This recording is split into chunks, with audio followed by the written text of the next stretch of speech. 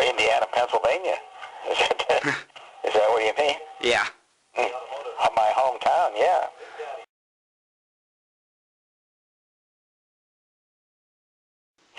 Well, there was a state teachers college in my hometown, and that was the only place I considered to go to college. I didn't apply anyplace else, so I wasn't sure I wanted to be a teacher, but once I got into Indiana, I decided that I wanted to teach and to coach.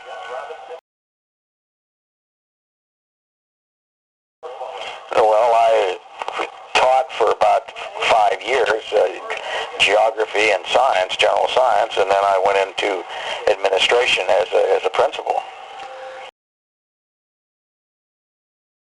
Back in the 60s, teachers in general were not inclined to get into difficulties. They sort of work independently, but they were given the right to collective bargain around 1970 in Pennsylvania, and they followed the contract. In other words, if it wasn't in the contract, they didn't have to do it. In the 1960s, it was more fun to work as a teacher, as a principal. The emphasis was on helping kids and seeing them learn and helping them learn. And then all of a sudden, things started to change little by little, that the emphasis was maybe on collective bargaining and rights. A lot of laws were interjected into school. Students seem to be more inclined to talk about their rights rather than their responsibilities to learn and to behave and be a part of the class. But all in all, I think working in the 60s was a lot simpler. You didn't have as many complications as far as students with special needs, parents threatening to sue teachers because there was more respect on the part of society for teaching.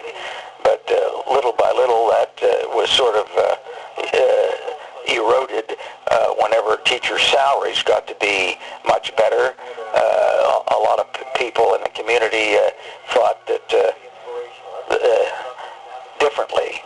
If you were making just a small salary, people would overlook a lot of things. But whenever your salary got to the point where people thought it was too much, well, then they became more critical of teaching, and that resulted in a lot of dissatisfaction among some teachers.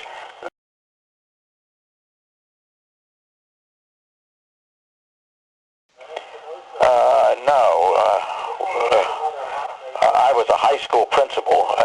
Head Start was generally elementary, but I can't recall too many things that happened with Head Start. My emphasis was on secondary education, high school.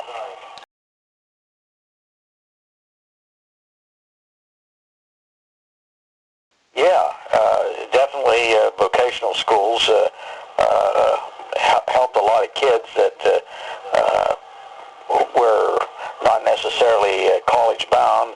Maybe they didn't have the money, or they didn't have the academic talent to go to college, but they certainly had interest in vocational work, like auto mechanics, auto body, electrical work, plumbing, carpentry, things of that nature.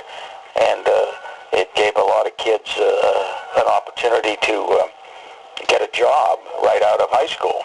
In fact, many of them had jobs while they were in high school, maybe after school or during the summertime, because they developed marketable skills at the Votech schools.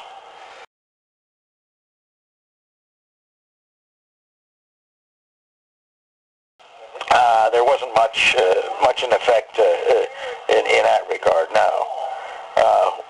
What did affect a lot of students' attitudes and so forth was the Vietnam War.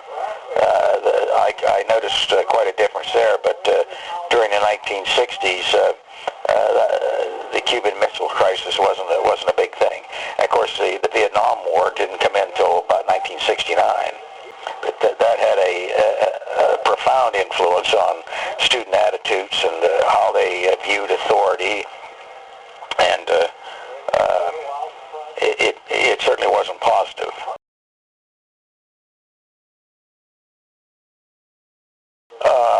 Much better. I think there wasn't that much in the way of questioning authority. There was a lot more cooperation as far as parents are concerned. You had a lot more latitude as far as what you could do. In fact, even in the 1960s, you probably find it's hard to believe, but corporal punishment was administered, paddling, and that had a deterrent in some regard. The fact that kids knew that if they misbehaved, why they may get paddled, even at the high school level, was a deterrent. But I think generally speaking, students were more dedicated. There weren't that many distractions in the 1960s.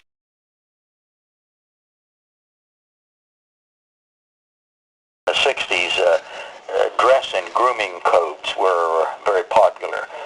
Students had to be well-groomed, no long hair or anything like that, and they'd come to school pretty well dressed. And likewise with the teachers, when you report for work, you had a tie, suit, or at least a jacket on.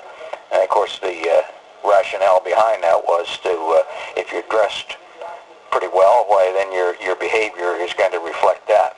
Of course, as we went into the 70s and the 80s, why dress and grooming were not an issue. In fact, the dress became very sloppy on both the part of the students and teachers. So I think that that was something that was really stressed in the 60s. 1960, as I said, we had a lot more fun teaching. You look forward to going to work. But the big change in education, at least in Pennsylvania, was the fact that in the 70s, the schools became unionized, and when you're working, you go to work, you sometimes you have more allegiance to the union, the contract. If it isn't in the contract, you don't do it. But that was the biggest change that I could see.